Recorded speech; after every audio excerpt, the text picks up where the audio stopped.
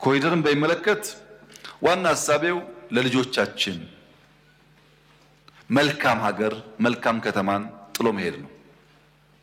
ልጆቻችን ሌላ ናፋቂ ሳይሆኑ በሀገራቸው የተሻለ ከባቢ ኖሯቸው እንዲኖሩ ለማስቻል ነው። የደቀቁ ሰፈሮች ሰፈር ማለት አይቻልም። የደቀቁ ለአይን ለማየት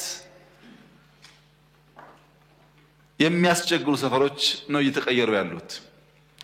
አዲስ አበባ ብቻ አይደለም፣ ከአዲስ አበባ ውጪ በቅርቡ ሐረር ሄጄ ያየሁት ጀጎል ውስጥ ያየሁት ነገር ተአምር ነው።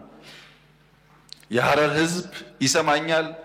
ሐረር የምታውቁ ሰዎች ትሰማላችሁ።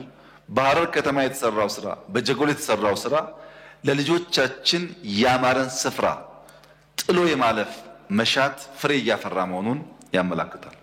በቤት ላይ ቤት፣ በአጥር ላይ አጥር፣ በአጥር ላይ ሰርቪስ የነበረውን የኑሮ ዘዬ ቀይረን ልጆቻችን ወጣ ሲሉ ወክ የሚያደርጉበት ኳስ የሚጫወቱበት ከባቢ መፍጠር፣ ከባቢን ለኑሮ ምቹ ማድረግ በጣም በጣም አስደሳች ጉዳይ ነው። አዲስ አበባ ባለፉት ጥቂት ዓመታት ከ200 ኪሎ ሜትር በላይ መንገድ ተሰርቷል። ሰፋፊ ወክዌይ ተሰርተዋል።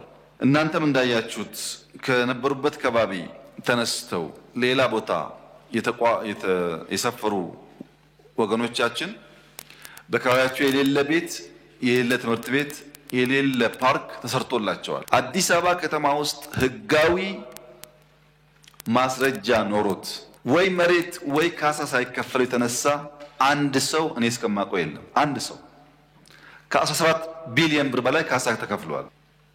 በድምሩ ኮሪደር በጎንደር፣ በባህር ዳር፣ በደሴ፣ በሐረር፣ በድሬዳዋ፣ በጅጅጋ፣ በጅማ፣ በአምቦ፣ በነቀምት፣ በአርባ ምንጭ፣ በሐዋሳ፣ በሶዶ ከቦታ ቦታ ቢለያይም ተስፋ ሰጪ ጅማሮች አሉ።